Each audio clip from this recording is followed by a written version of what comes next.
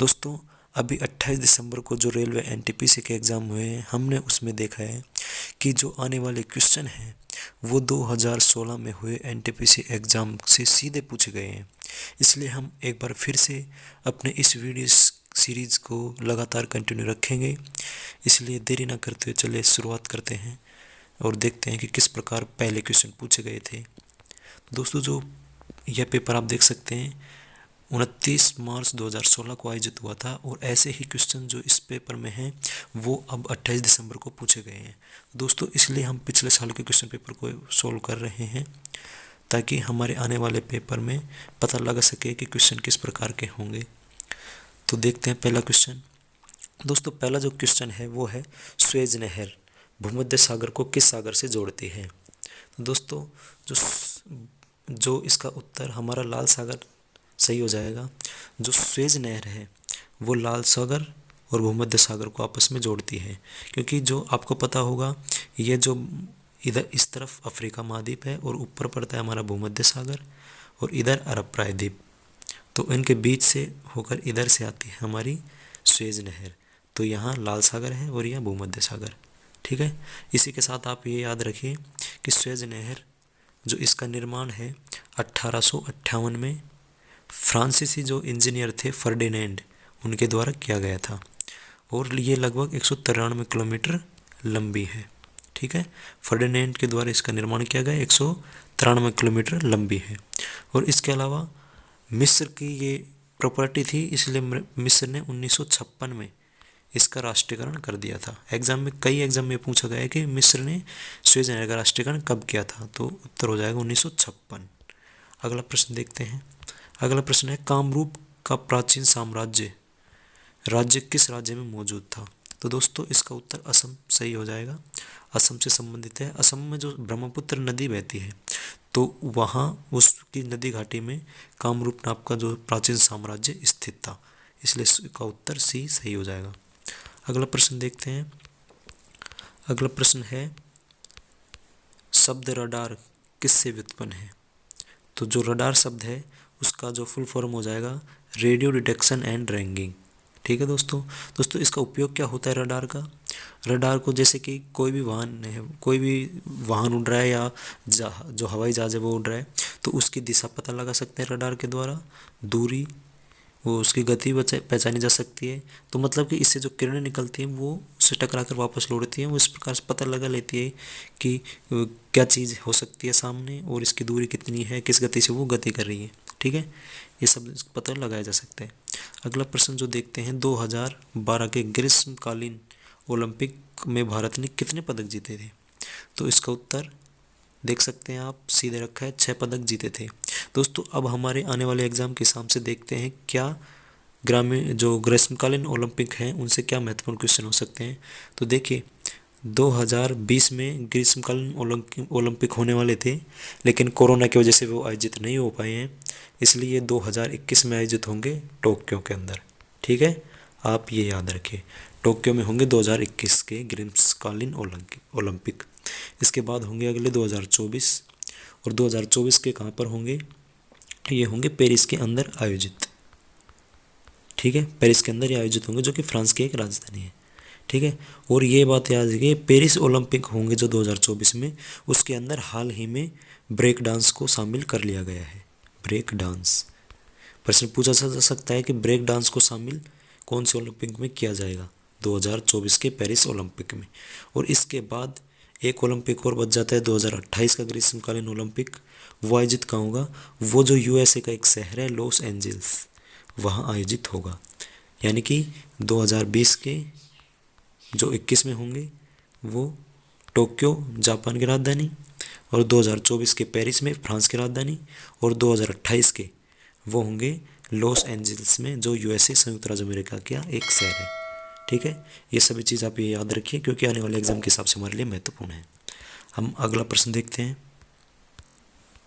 जो अगला प्रश्न है वो है times person of the year किसे घोषित किया गया है। दोस्तों, आप देख सकते हैं एंजेला मर्केल इन्हें time person of the year 2015 घोषित किया गया है, लेकिन हमारे एग्ज़ाम के हिसाब से हम देखें तो 2019 और 2020 ये हमारे लिए महत्वपूर्ण होता है। तो हम देख लेते हैं 2019। 2019 में दिया गया था ग्रेटा थनबर्ग को, जो एक स्वीडन की पर्यावरण कार्यकर्ता थी, उन्हें दिया गया था ग्रेटा थनबर्ग को। तो याद रखिए स्वीडन से हैं वो, और एक पर्यावरण कार्यकर्ता है। और इसके अलावा इन्हें हाल ही में राइट लिवलीहुड अवार्ड 2019 भी दिया गया था। ग्रेटा थनबर्ग को ही राइट लिवलीहुड अवार्ड 2019 दिया गया था, जिसे अल्टरनेटिव नोबल, वैकल्पिक नोबल पुरस्कार भी कहा जाता है। ठीक है, अगला जो 2020 का देखें तो 2020 का जो time person of the year है वो जो बाइडन और कमला हैरिस, इन दोनों को दिया गया है। ठीक है, ये प्रेसिडेंट हैं यूएसए के और ये कमला हैरिस वहाँ की वाइस प्रेसिडेंट हैं। हम अगला प्रश्न देखते हैं। अगला प्रश्न, निम्नलिखित में से किसे ग्रीन हाउस प्रभाव बढ़ता है?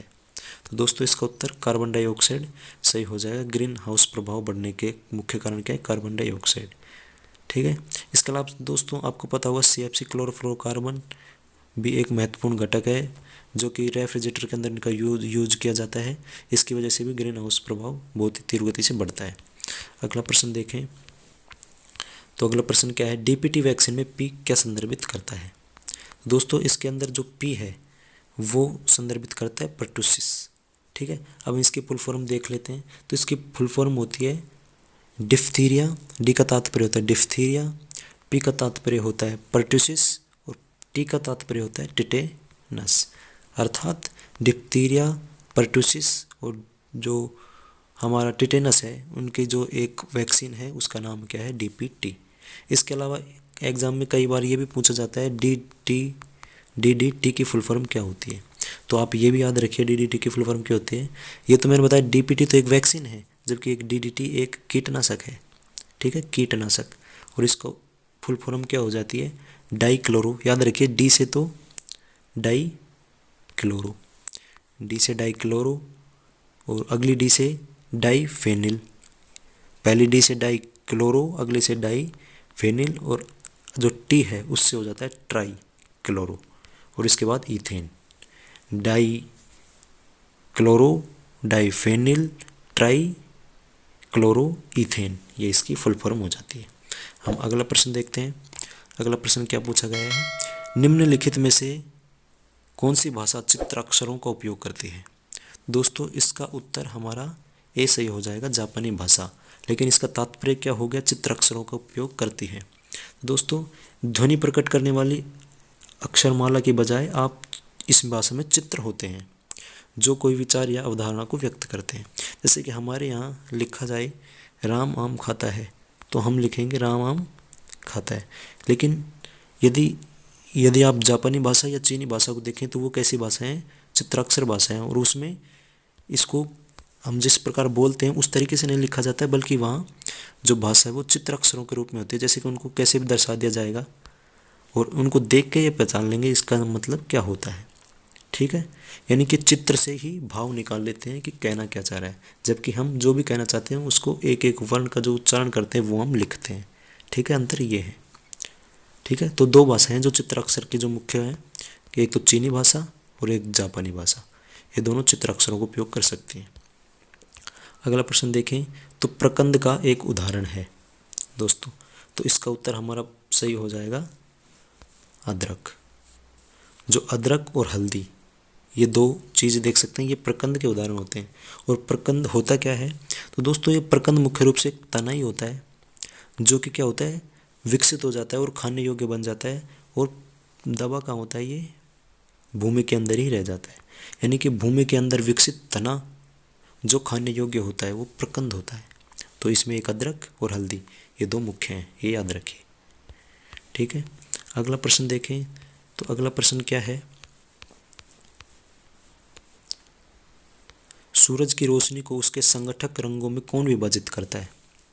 दोस्तों जो अपवर्तन की प्रक्रिया है वो सूरज की रोशनी को उसके संगठक रंगों में विभाजित करती है।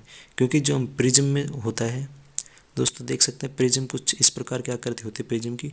जब इसमें से प्रकाश को गुजारा जाता है तो प्रकाश पहले इस दिशा में परिवर्तित होता है और उसके बाद इस प्रकार परिवर्तित होकर वितरित हो जाता है। ठीक है, तो तो यानी अपवर्तन की जो प्रक्रिया घटित होती है उसकी वजह से भी अपने संगठक रंगों में टूट जाता है। और ये विबजोर आप जान सकते हैं, बैंगनी आ है पिनाला, इससे जो रंग निकलते हैं बैंगनी, नीला, लाल, इस प्रकार बैंगनी नीचे होता है ऊपर लाल होता है, तो ऊपर लाल और नीचे बैंगनी, यानी कि इस प्रकार संगठक रंगों में विभाजित हो जाता है। अगला प्रश्न देखें, तो मालविकाग्निमित्र किसने लिखा था? दोस्तों जो मालविकाग्निमित्र है वो एक किसके द्वारा लिखी गई थी? कालिदास के द्वारा। और ये क्या है? नाटक है, संस्कृत भाषा में लिखा गया है। अब इससे महत्वपूर्ण प्रश्न क्या क्या बन सकते हैं वो हम देख लेते हैं। जो पहली बात, मालविकाग्निमित्र, तो इस मालविका ये दो शब्दों से मिलकर बना है, मालविका प्लस अग्निमित्र। तो मालविका देख सकते हैं ये कौन थी? ये थी माल देश की एक राजकुमारी। और अग्निमित्र, तो अग्निमित्र था पुष्यमित्र शुंग का पुत्र। तो अग्निमित्र कौन था? पुष्यमित्र शुंग का पुत्र। और पुष्यमित्र कौन था? तो मौर्य साम्राज्य का जो सबसे अंतिम शासक था वो था वृद्धरथ। तो वृद्धरथ की हत्या कर कर राजा बना था पुष्यमित्र शुंग, शासक बना था कौन? पुष्यमित्र शुंग, और उसी का बेटा था अग्निमित्र। ठीक है, तो मालविका अग्निमित्र और जो मालविकी अग्नि था, जो मालविका है और अग्निमित्र, इन दोनों के बीच प्रेम कथा थी, दोनों आपस में प्रेम करते थे। और इनकी जो प्रेम कथा है उसका वर्णन किया है कालिदास ने इस नाटक के अंदर। जो कि कालिदास के बारे में बात करें तो ये कब थे? ये थे समुद्रगुप्त विक्रमादित्य के शासनकाल में, उनके दरबारी कवि थे। और जो इनके दरबार में रहकर ही उन्होंने जो इतने साल पहले की जो प्रेम कथा थी उसके ऊपर नाटक लिखा है। इसके अलावा जो चंद्रगुप्त विक्रमादित्य के समय में जो कालिदास रहे हैं, उन कालिदास ने मेघदूत नाम की जो रचना भी लिखी है, जिसमें राजा दशरथ का भी वर्णन मिलता है। और इसके अलावा उन्होंने काफ़ी पुस्तकें लिखी हैं, तो आप उनको भी नाम याद रखिए आगे। ठीक है, हम अगला प्रश्न और देखते हैं क्या पूछा गया है। प्रदूषण में सूचकांक SPM की फुल फॉर्म क्या होती है? तो दोस्तों SPM की जो फुल फॉर्म होती है वो सस्पेंडेड पार्टिकुलेट मैटर। ठीक है, ये याद रखिए। अगला प्रश्न देखते हैं, अगला प्रश्न क्या पूछा गया है। अगला प्रश्न है, कौन सी नदी कर्नाटक और तमिलनाडु में बहती है? तो दोस्तों कर्नाटक और तमिलनाडु में बहने वाली नदी ये है हमारी कावेरी नदी। ठीक है दोस्तों, तो कावेरी नदी का पोस्टमार्टम हम करते हैं और देखते हैं क्या क्या महत्वपूर्ण क्वेश्चन निकलते हैं इससे। तो इससे जो पहला क्वेश्चन निकलता है ये है पश्चिमी घाट। जो भारत इस प्रकार है, यहाँ केरल और इधर तमिलनाडु, तो इधर पश्चिमी घाट से ये निकलती है और इसके ऊपर यहाँ कर्नाटक है, तो इधर से निकलकर तमिलनाडु से होती हुई बहकर निकल जाती है। तो इस प्रकार पश्चिमी घाट इस तरफ है, ये जो आपको दिखाई दे रहा है। तो दोबारा से मैं बता देता हूँ किधर है पश्चिमी घाट। तो ये जो कलर हो रहा है इधर पश्चिमी घाट है। ठीक है, तो इधर से निकलती है और बहकर चली जाती है। तो निकलती पश्चिमी घाट से, और पश्चिमी घाट में एक ब्रह्मगिरी नाम से पर्वत है, वहाँ से ये निकलती है ब्रह्मगिरी पर्वत से।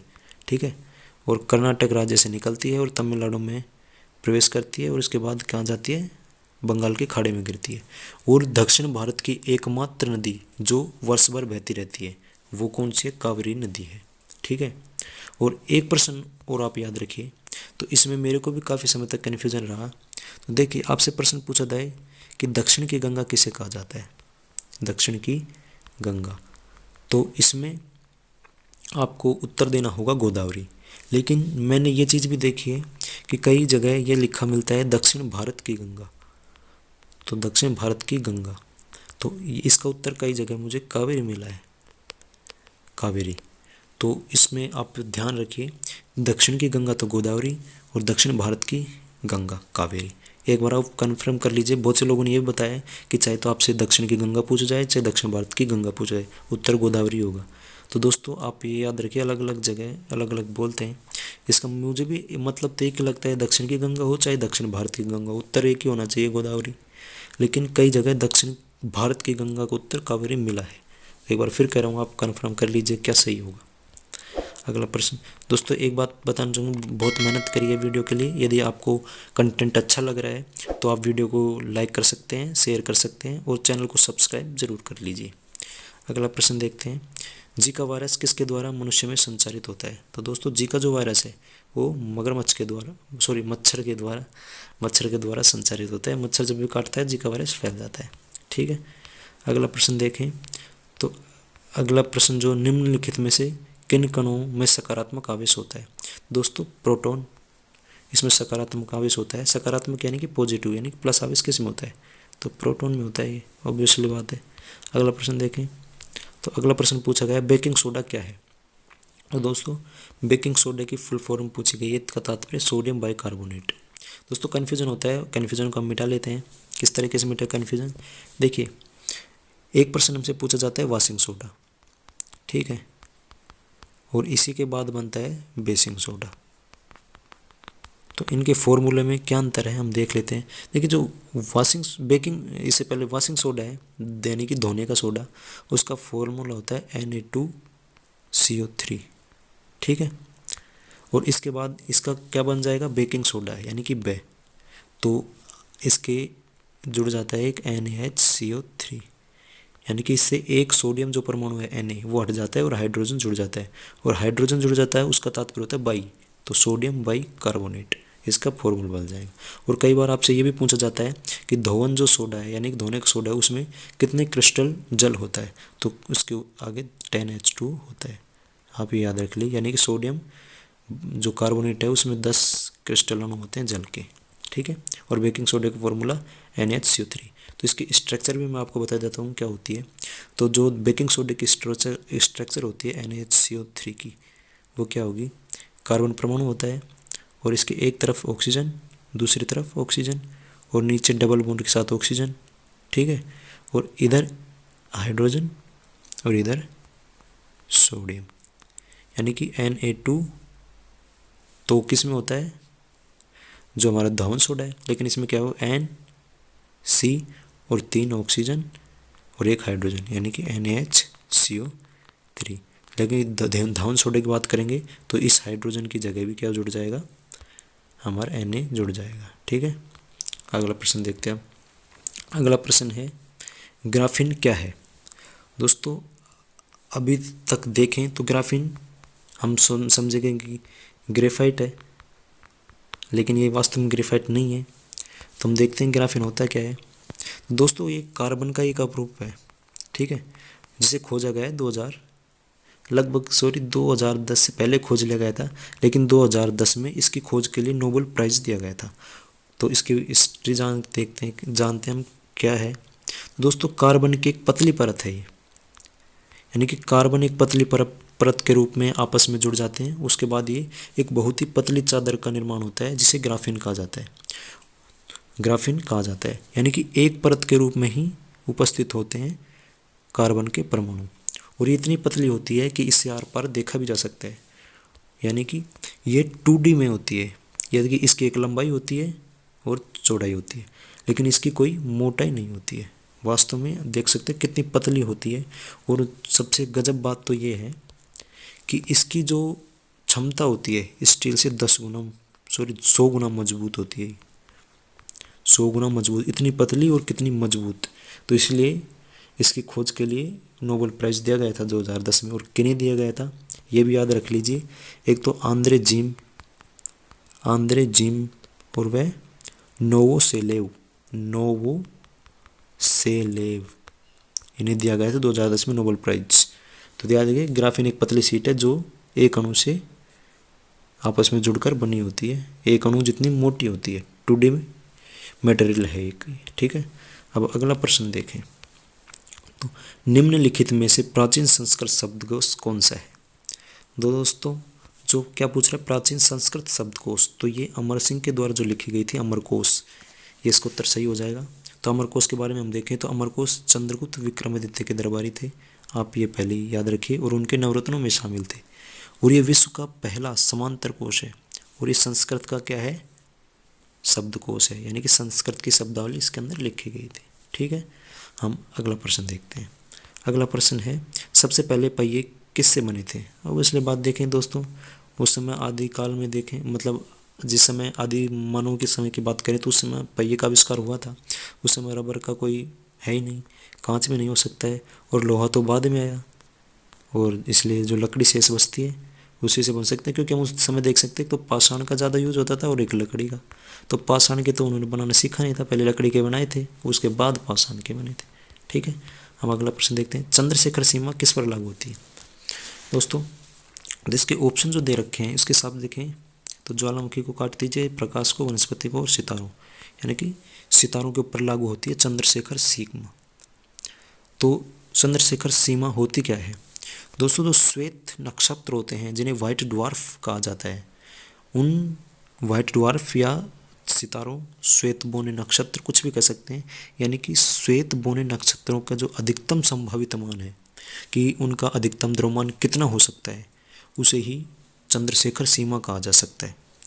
और ये कितना होता है? जो सूर्य का द्रव्यमान है उसका 1.4 गुना अधिकतम हो सकता है। ठीक है, यानी कि आपसे प्रश्न पूछा जाए कि चंद्रशेखर सीमा का मान कितना होता है, तो सौर द्रव्यमान का 1.4 गुना इसका आंसर होगा। ठीक है, तो हम अब चंद्रशेखर कौन थे इसके बारे में जाने। तो ये भारत के क्या थे? खगोल शास्त्री थे। ठीक है, भारत के खगोल शास्त्री थे और 1930 में इन्हें नोबेल प्राइज़ दिया गया था चंद्रशेखर सीमा की खोज के लिए। ठीक, ये प्रश्न हो गए। अब अगला प्रश्न देखते हैं। अगला प्रश्न क्या पूछा गया? टमाटर क्या है? दोस्तों हम लगेगा कि टमाटर क्या है? सब्जी है, लेकिन दोस्तों टमाटर जानकर हंस होगा आपको, ये फल है, सब्जी नहीं फल है। फल क्यों है? तो अब मैं आपको बताता हूँ फल की परिभाषा क्या है, यानी कि वनस्पतिक जो परिभाषा होती है फल की वो क्या होती है। तो दोस्तों पौधे से उत्पन्न ऐसी रचना जिसके अंदर बीज है फल कहलाती है, या फिर जो अंडाशय है उसका जो परिवर्तित एवं परिपक्व जो रूप है वो क्या कहलाता है? फल कहलाता है। ठीक है, तो इसकी जो परिभाषा के हिसाब से देखेंगे तो हम टमाटर को फल ही कहना पड़ेगा, और फल ही है ये। ठीक, यदि आपसे प्रश्न पूछा जाता है टमाटर क्या है तो आप फल करेंगे, ध्यान रखिए। आप जब भी सब्जी लेने जाएं तो ऐसे मत कहना कि मुझे टमाटर दे दीजिए, सब्जी का टमाटर नहीं, टमाटर फल है, याद रखिए। ठीक है, तो इसके अलावा इस प्रकार जो दो चार जो सब्जियां हैं जिन्हें हम तो सब्जी कहते हैं लेकिन वास्तव में होती फल हैं, उनके नाम आप लिख लीजिए। टमाटर एक फल है, इसके अलावा खीरा, बिल्कुल खीरा भी फल है, और कद्दू भी फल है, और इसके अलावा जो जो मिर्च है वो भी फल ही है, ये याद रखिए आप। ठीक है, अगला प्रश्न देखते हैं। अगला प्रश्न जो पूछा गया है, यदि पृथ्वी पर आपका वजन 38 किलो है तो बुध ग्रह पर आपका वजन कितना होगा? दोस्तों ये प्रश्न बड़ा ही, मैं बताता हूँ किस प्रकार इस आपको करना होगा। कि प्रश्न पूछा गया हमारा बुध ग्रह पर। ठीक है, तो जो बुध ग्रह पर है, तो जैसे कि यदि हम पृथ्वी पर 1 किलोग्राम के हैं तो वहाँ हम सिर्फ रह जाएंगे 0.37 किलोग्राम के, यानी कि लगभग इतने बच जाएंगे। तो हम इसका आंसर निकालें तो देखें तो 38 का हमें क्या निकालना है? 0.3।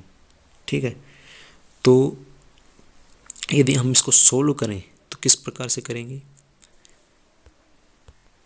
दोस्तों मैंने आपको बताया जो बुध ग्रह पर जो वजन होता है पृथ्वी पर यदि 1 किलोग्राम है तो वहाँ 0.37 किलोग्राम हो जाएगा। ठीक है, तो हम अब 38 किलोग्राम का हमें निकालना है तो 38 किलोग्राम को किससे गुणा कर देंगे? 0.37 से। ठीक है, तो हमारा उत्तर निकल कर आ जाएगा 14 पॉइंट कुछ। ठीक है, और देखें तो 760 किलोग्राम नहीं होगा, 19 किलो नहीं होगा, 10 किलो नहीं होगा, और सबसे ज़्यादा नज़दीक कितना आ जाएगा? 14 प्लस। उत्तर हमारा आया 14 प्लस, तो इसका उत्तर डी सही हो जाएगा। ठीक है, तो इस प्रकार यदि हम पूछें तो उत्तर किस प्रकार निकलेगा? तो यदि आपसे बुध ग्रह पर पूछे तो आपको कितना कर देना है? 0.37 से गुणा। ठीक है, तो आप क्या करिए, एक बार इन मानों को अपने कॉपी के अंदर उतार लीजिए क्योंकि ज़रूरत पड़ेगी बार बार। ठीक है, यदि हमें शुक्र ग्रह से पूछे, जो पृथ्वी पे कितना मान दे दे, और शुक्र ग्रह पे पूछे तो हमको क्या करना है? 0.9 किलोग्राम से गुणा कर देना है। ठीक, मतलब 0.9 से गुणा कर देंगे और जो भी मान निकलेगा वो हमारा मान होगा। इसके अलावा यदि आपसे पूछे शनि पर, तो शनि पर आप क्या लिखेंगे? उसको 1.06 से गुणा कर देंगे। ठीक, तो आप याद रखिए बुध पर 0.37 से, शुक्र पर 0.9 से, और जो शनि पर 1.06 से। इसके अलावा बृहस्पति पे पूछ सकता है, तो बृहस्पति पे यदि आपको मान निकालना है तो 2.36 से गुणा कर देंगे। जो पृथ्वी पे मान है उसको 2.36 से गुणा करेंगे तो बृहस्पति के ऊपर मान आ जाएगा। यानी कि आप देख सकते हैं पृथ्वी पर यदि आपका 1 किलोग्राम है तो बृहस्पति पर कितना हो जाएगा 2.36, ठीक है 2.36 हो जाएगा, दोगुना से भी ज़्यादा। तो आप इन सम्मानों को याद रखिए और सवाल कर सकते हैं पेपर में आने पर, इनके बाद आप आसानी से। तो हम अगला प्रश्न देख लेते हैं क्या पूछा गया है। किस व्यक्ति ने ओलंपिक खेलों में सर्वाधिक स्वर्ण पदक जीते हैं? तो दोस्तों इसका उत्तर हमारा माइकल फेल्प्स सही हो जाएगा। और ये ध्यान रखिए तैराक हैं और किस देश से हैं? यूएसए से, अमेरिका से। इसके अलावा ये भी पूछा जाए आपसे ओलंपिक में सर्वाधिक पदक जीतने वाली महिला कौन सी है? तो ये भी पूछा जा सकता है। तो इसका उत्तर हमारा हो जाएगा लारिसा, यानी कि लारिसा लैतिनीना, लैतिनीना। और किस देश से थी ये? सोवियत यूनियन, ठीक है, यानी कि रूस, जो आज रूस कहलाता है उससे थी, ठीक है। अब अगला प्रश्न हम देखें तो अगला प्रश्न क्या है, यूमानी क्या है? तो दोस्तों जो यूमानी है स्वाद का एक प्रकार है, देख सकते हैं ये दिखा रखा है।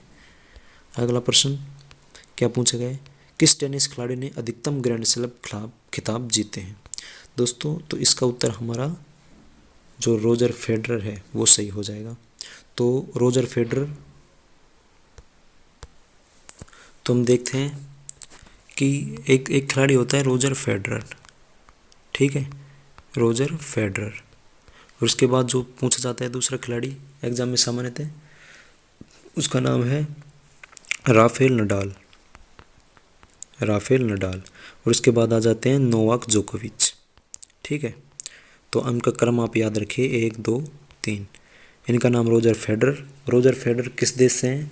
ये हैं स्विट्जरलैंड से, स्विट्जरलैंड से, ठीक है। इसके बाद राफेल नडाल आते हैं, ये होते हैं स्पेन से। और तीसरे जो खिलाड़ी हैं वो है नोवाक जोकोविच, वे हैं सर्बिया से। और इनका क्रम भी यही है, सर्वाधिक जो ग्रैंड स्लैम जीते हैं वो रोजर फेडरर ने जीते हैं, और इनके नाम अब तक 20 हैं। और इसके अलावा जो राफेल नडाल हैं इन्होंने 19 जीते हैं। और जो नोवाक जोकोविच हैं इनके नाम लगभग 17 ग्रैंड स्लैम है, ठीक है। तो ये याद रखिए आप, सर्वाधिक रोजर फेडरर स्विट्जरलैंड से और राफेल नडाल स्पेन से, उन्होंने 19 जीते हैं, और नोवाक जोकोविच 17 जीते हैं, ठीक है। और लेकिन यदि आपसे पूछा जाए कि जो फ्रेंच ओपन, सर्वाधिक फ्रेंच ओपन किसने जीते हैं, तो वो उसका उत्तर हो जाएगा राफेल नडाल। क्योंकि जो फ्रेंच ओपन होता है जो लाल बजरी के जो कोर्ट होता है उसके ऊपर होता है, और उसमें सर्वाधिक किसने जीते हैं? 12 ग्रैंड स्लैम, यानी कि 19 में से 12 सिर्फ लाल बजरी जो फ्रेंच ओपन होता है लाल बजरी कोर्ट में इन्होंने जीता है। तो प्रश्न पूछ लिया जाए कि एक प्रकार का एक ग्रैंड स्लैम सर्वाधिक बार किसने जीता है? तो राफेल नडाल ने, ठीक है। अगला प्रश्न देखें तो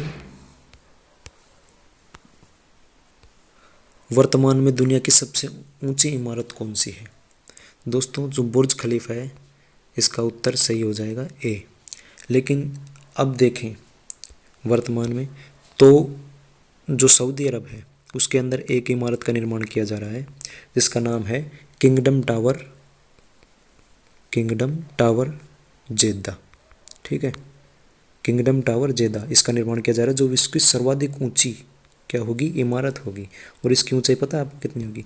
जब तक जो बुर्ज खलीफा थी उसकी ऊंचाई थी 2700 फीट, ठीक है। लेकिन अब जो इसका निर्माण किया जा रहा है उसकी होगी 3281 फीट, 3281 फीट, यानी कि लगभग 1 किलोमीटर ऊंची होगी ये। तो देख सकते हैं विश्व की सर्वाधिक ऊंची इमारत बनने जा रही है ये, और कहाँ है? सऊदी अरब के अंदर है, ठीक। और इसके वास्तुकार कौन होंगे? एड्रियन डी स्मिथ, ठीक, क्या नाम है? एड्रियन डी स्मिथ, ये होंगे विश्व की सर्वाधिक ऊंची इमारत बनाने वाले, ठीक। क्या नाम है उसका? नाम एक बार फिर याद है, किंगडम टावर जेद्दा, ठीक है, सऊदी अरब में स्थित है, स्थित होगी। अगला प्रश्न देखते हैं। अगला प्रश्न क्या पूछा गया है, निम्नलिखित में से किसने फिल्म निर्देशन के लिए ऑस्कर पुरस्कार जीता है? दोस्तों जो इसका उत्तर है वो सही हो जाएगा सत्यजीत राय, ठीक है। अगला प्रश्न क्या पूछा गया है, तो लास्ट सपर किसने चित्रित किया था? तो दोस्तों लास्ट सपर यानी कि इसका क्या होगा? हिंदी देखें तो हम इसका अर्थ होगा आखिरी भोजन। और आखिरी भोजन नाम का जो चित्रण किया है वो किसने किया है? लियोनार्डो दा विंची ने, ठीक है। और जो आखिरी सफ़र है इसमें मतलब किस प्रकार का चित्र था? तो इसमें था जीसस, इनके जो भगवान थे जीसस, और इनके जो शिष्य 12 शिष्य थे वो आपस में बैठकर खाना खा रहे थे। किससे पहले? जब उनको सूली पर चढ़ाया गया था उससे पहले भोजन खा रहे थे। तो उस आखिरी भोजन का चित्रण किया गया है इसमें। इसके अलावा लियोनार्डो दा विंची के बारे में हम देखें तो ये इटली के एक चित्रकार थे, ठीक है। और इनके जो महत्वपूर्ण है वह है मोनालिसा। इनका एक महत्वपूर्ण चित्र है जो विश्व में अब सर्वाधिक प्रसिद्ध है, मोनालिसा। चित्र के चित्रकार कौन है? वो है लियोनार्डो दा विंची। और आपको जानकर हर्ष तब होगा कि जो मोनालिसा है इसमें मोना और लिसा का अर्थ क्या है, ठीक है। दोस्तों आप ये याद रखिए कि यदि आपसे पूछा जाए कि मोनालिसा वर्तमान में रखी कहाँ हुई है तो किस संग्रहालय में रखी गई है? दोस्तों फ्रांस, ये बनाई कहाँ गई थी? इटली में। और वर्तमान में फ्रांस का एक संग्रहालय वहाँ रखी गई है ये, ठीक है। और सॉरी लास्ट सफ़र नहीं, मोनालिसा की बात कर रहा हूँ मैं। मोनालिसा जो रखी गई है वो फ्रांस के एक संग्रहालय में वर्तमान में रखी हुई है। और जो, ठीक है। और बाकी देखते हैं अगले वीडियोज में इसके बारे में विस्तृत जानकारी। और अभी फिलहाल हम अगले प्रश्न को सोल्व करते हैं क्योंकि टाइम बहुत हो चुका है अभी। निम्नलिखित में से कौन सा प्रमुख मनोवैज्ञानिक है? कौन से मनोवैज्ञानिक कौन से हैं? दोस्तों जो सिगमंड फ्रायड हैं ये एक मनोवैज्ञानिक है। और किस देश से थे? ऑस्ट्रिया से। एक तंत्रिका विज्ञानी या फिर मनोविज्ञान के संस्थापक इन्हें हम कह सकते हैं। और इनकी जो बुक है उसको नाम याद रख ले क्योंकि वो पेपर में पूछी जा सकती है। तो उनका नाम है द इंटरप्रिटेशन ऑफ ड्रीम्स। नाम याद रखिए, द इंटरप्रिटेशन ऑफ ड्रीम्स, ठीक है। अगला प्रश्न हम देख लेते हैं। अगला प्रश्न, निम्नलिखित में से किसके अधिकतम पैर होते हैं? दोस्तों तो इसका उत्तर हमारा जो बी सही हो जाएगा, सहस्त्रपाद या मिलिपेड, ठीक है। और आर्थ्रोपोडा संघ का एक प्राणी है, आप ये इतना ही याद रखिए, आर्थ्रोपोडा संघ का एक प्राणी है। अगला प्रश्न देखें तो लीमर क्या है? तो दोस्तों इस लीमर सामान्यतः अगर हम इसको ढंग से नहीं पढ़ेंगे तो क्या बोलेंगे, हम इसको फीमर समझ के मानव शरीर की कड्डी करके आ जाएंगे और गलत हो जाएगा। लेकिन लीमर क्या है? ये मेडागास्कर में पाए जाने वाला एक जानवर का नाम है लीमर, ठीक है। इसलिए बताया जाता है कि प्रश्न को अच्छे से पढ़े क्योंकि पहले कहा भी गया था कि प्रश्न को अच्छे से समझ लेना ही प्रश्न का आधा उत्तर होता है। इसलिए प्रश्न को आप पहले पढ़िए, ठीक है। अगला प्रश्न देखें तो अगला प्रश्न क्या है, बर्लिन की दीवार किस वर्ष ध्वस्त की गई थी? दोस्तों बर्लिन की दीवार है 1989 के अंदर ध्वस्त की गई थी। और तारीख क्या थी उस समय? 9 नवंबर 1989 को ध्वस्त की गई थी। और बनाई कब गई थी? ये 13 अगस्त 1961 को बनाई गई थी। और 1989 था इसमें ध्वस्त हो गई थी, ठीक है। अगला प्रश्न देखें तो निम्नलिखित में से प्राकृतिक घटनाओं में से कौन सी घटना भूकंप के कारण बनती है? भूकंप का कारण कौन सी बनती है? तो जो ज्वालामुखी विस्फोट है उस भूकंप का कारण बनती है क्योंकि ज्वालामुखी जो विस्फोट होता है उससे भूकंप आता है, ठीक है। अगला प्रश्न हम देखें तो ज्यामिति का जनक किसे कहा जाता है? दोस्तों ज्यामिति का जो जनक है यूक्लिड को कहा जाता है। और यूक्लिड किस देश से थे? ये यूनान से थे, ठीक है। और इनका जो लगभग 385 ईसा पूर्व के आसपास इनका काल बताया जाता है। और इनकी जो प्रमुख रचना है वो याद रखिए, वो पूछी जा सकती है आपसे। उसका नाम है एलिमेंट्स। एलिमेंट्स नामक पुस्तक किसने लिखी थी? ये यूक्लिड ने लिखी थी। अब हम अगला प्रश्न देखें तो अगला प्रश्न है, उच्चतम न्यायालय के न्यायाधीशों की सेवानिवृत्ति की उम्र क्या है? दोस्तों इसका उत्तर हो जाएगा 65 साल, ठीक है। अगला प्रश्न देखें, भारत के मुख्य चुनाव आयुक्त कौन है? दोस्तों इसका आंसर दे रखा है बी, डॉक्टर सुनील रेड्डी, क्योंकि 2016 का पेपर है। लेकिन वर्तमान में हमारे कौन है? सुनील अरोड़ा हैं मुख्य चुनाव आयुक्त, ठीक है। नाम याद है सुनील अरोड़ा। अगला प्रश्न देखें तो अगला प्रश्न क्या है?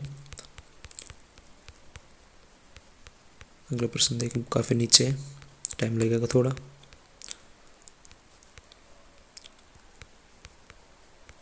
हाँ, भारत के राष्ट्रपति के पद की शपथ किसके द्वारा दिलाई जाती है? तो दोस्तों भारत के जो राष्ट्रपति है उसको शपथ किसके द्वारा दिलाई जाएगी? ये भारत के जो मुख्य न्यायाधीश हैं इनके द्वारा दिलाई जाएगी, ठीक है। अगला प्रश्न देखें। अगला प्रश्न है, निम्नलिखित में से कौन सी प्रक्रिया कार्बन डाइऑक्साइड गैस के वातावरण को हटाती, कौन सी प्रक्रिया कार्बन डाइऑक्साइड के वातावरण को हटाती है? यानी कि पर्यावरण में उपस्थित जो कार्बन डाइऑक्साइड है वो कम किससे हो जाएगी? तो प्रकाश संश्लेषण की जो प्रक्रिया होगी यानी फोटोसिंथेसिस, इससे वायुमंडल में जो कार्बन डाइऑक्साइड उपस्थित होगी वो कम हो जाएगी। क्योंकि जब प्रकाश संश्लेषण की क्रिया करते हैं पौधे तो उस समय हमारे जो प्रकाश संश्लेषण क्रिया जब भी पौधे करेंगे तो उस समय CO2 को तो ग्रहण कर लेते हैं। और किससे निकाल देते हैं, O2 में। यानी कि वातावरण में CO2 कम हो जाती है और O2 बढ़ती रहती है। इसीलिए इसे प्राणवायु कहा जाता है, जो प्राणदायक कहा जाता है पेड़ों को, ठीक है, जो हमें ऑक्सीजन प्रदान करते हैं। और ये प्रक्रिया किस समय होती है, प्रकाश संश्लेषण में होती है, जब CO2 ग्रहण करते हैं और ऑक्सीजन छोड़ते हैं। लेकिन यदि प्रश्न ये पूछा जाए कि पौधे जो श्वसन की क्रिया करते हैं उसमें कौन सी गैस ग्रहण करते हैं, दोस्तों यदि पौधे प्रकाश संश्लेषण क्रिया ना करके श्वसन की क्रिया करते हैं तो उसमें ग्रहण कौन सी करते हैं, O2, और छोड़ते कौन सी हैं, CO2। वो सिर्फ मनुष्य की तरह ही करते हैं, मनुष्य की तरह करने लगते हैं जब श्वसन की बात होती है। प्रकाश संश्लेषण में ही हमारे लिए वो O2 देते हैं, ठीक है। अगला प्रश्न, भीमबेटका में गुफाएं कितने साल पुरानी बताई जाती हैं। दोस्तों जो भीमबेटका की गुफाएं हैं वो लगभग 30,000 साल पुरानी है, ठीक है। अब इसके बारे में जान लेते हैं, क्योंकि कई बार प्रश्न पूछा जाता है भीमबेटका को लेकर। तो भीमबेटका है जो मध्य प्रदेश के अंदर स्थित गुफाएं हैं, ठीक। ये पहले बात ये याद रखिए, मध्य प्रदेश MP, ठीक है। इसके अलावा किस काल की बताई जाती हैं, ये याद रखिए, इसका काल है पुरापाषाण काल। यानी पुरापाषाण और मध्यपाषाण इनके बीच की बात होती है, तो पुरापाषाण से मध्यपाषाण, ठीक है। पेपर में यदि पुरापाषाण है तो पुरापाषाण आपको करना है, तो पुरापाषाण, ठीक है। इसके अलावा विश्व धरोहर सूची में भीमबेटका को कब शामिल किया गया, ये आपसे पूछा जा सकता है। तो इसका उत्तर आप लिख देंगे 2003 में शामिल किया गया था, ठीक। इसके अलावा यदि आपसे पूछा जाए कि भीमबेटका की खोज किसने की थी, तो खोज डॉक्टर विष्णु श्रीधर वाकणकर, ठीक है। यानी कि आप इतना याद है, डॉक्टर विष्णु श्रीधर, इन्होंने इसकी खोज की थी। और अभी मैंने बताया 30,000 साल पुरानी है। और प्रसिद्ध किस चीज़ के लिए, तो प्रसिद्ध है ये एक तो शैल चित्रों के लिए और एक शैल आश्रय स्थलों के लिए। यानी कि यहाँ पर जो इसकी दीवारों में जितने भी पत्थर हैं उनके ऊपर विभिन्न प्रकार की चित्राकृतियाँ बनाई गई हैं, चित्र बनाए गए हैं, जिसे देखने के लिए काफ़ी लोग आते हैं और इनके लिए प्रसिद्ध है। तो दोस्तों अब जो GK क्वेश्चन है वो समाप्त हो चुके हैं। तो आपको वीडियो कैसा लगा आप ज़रूर कमेंट करके बताइए।